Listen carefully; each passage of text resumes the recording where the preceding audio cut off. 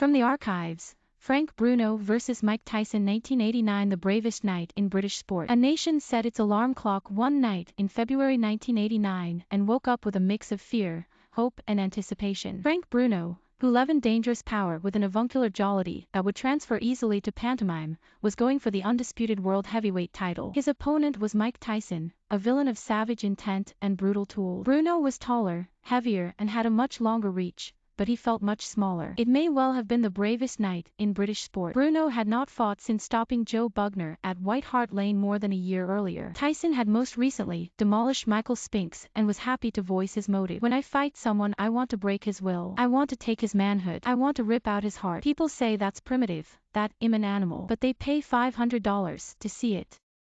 Nobody articulated the hypocrisy of boxing better. Nobody gave Bruno anything more than a puncher's chance. In that ring at the Las Vegas Hilton, no amount of love from 2,000 traveling fans or 2 million late-night listeners to Radio 2 could help Bruno. He was taking the slimmest of prospects into a rabid lion's den. On a crackly radio, Gary Richardson said, "Thank you for joining us for the biggest night in British boxing history."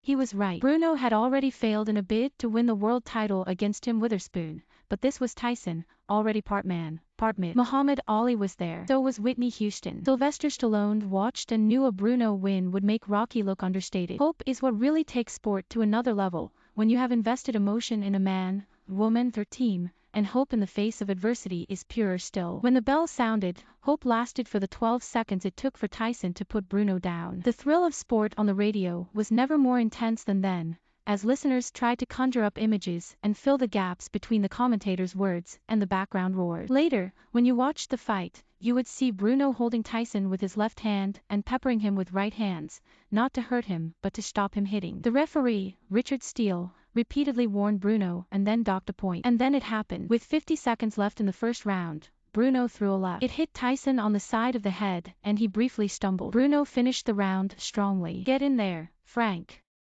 Harry Carpenter said. The BBC commentator would say he was forever ashamed of his public bias, but Bruno did that to people. That was as good as it got. The referee stopped it in the 5th round. Disappointment was tempered by admiration for the courage Bruno had shown. In truth, Tyson's life was already splintering by that point. In his 550-page biography, the fight gets a paragraph, but it was always more about Bruno. By the time they faced each other again in 1996, Tyson was a convicted rapist who had lost his titles and Bruno was the WBC world champion. That triumph against Oliver McCall at Wembley Stadium was the end of a marathon, the fight less memorable than the outpouring of grief afterwards when Bruno sat ringside in tears as he said, "I'm not an Uncle Tom, I'm not a sellout."